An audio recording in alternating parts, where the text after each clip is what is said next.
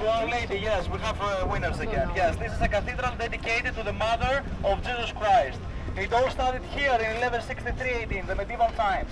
At that time, the bishop of the city wanted to construct a bigger cathedral as the population was increasing. And it took them 181 years to be completed, almost 2 centuries. First they built the west part and then the east part. So the facade and the towers were the last elements that were completed. Notre-Dame, until 1887, until the time they created Eiffel Tower, it was the highest structure we have in Paris. But it was not always very famous. In the beginning of the 17th century, it was badly looted. And in the beginning of the next century, they were thinking to demolish the cathedral and build another one in order to replace it. But at that time, in the 19th century, we had 2 important historical facts. In 1804, Napoleon Bonaparte crowned himself an emperor into the cathedral. If you're going to watch the movie Napoleon, the American one, you're going to see the special scene. However, according to the other tour guides of the company, it's not very accurate historically. I haven't seen it yet, to be honest. And Victor Hugo, the famous author, you probably know him, decided to protect Notre-Dame, so he wrote the Hatchback of Notre-Dame, Notre-Dame de Paris as we call it in France, the famous story of Quasimodo and Esmeralda.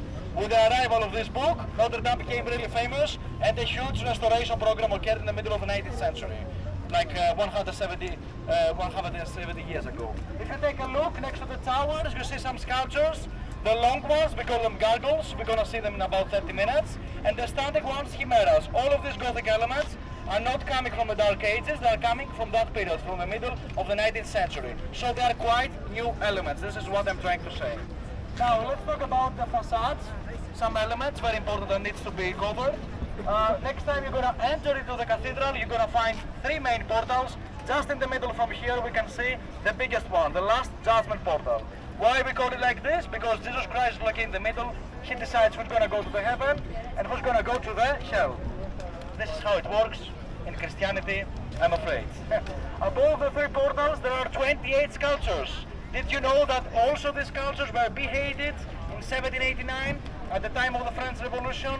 Because they mistakenly believed that they were dedicated to the French kings.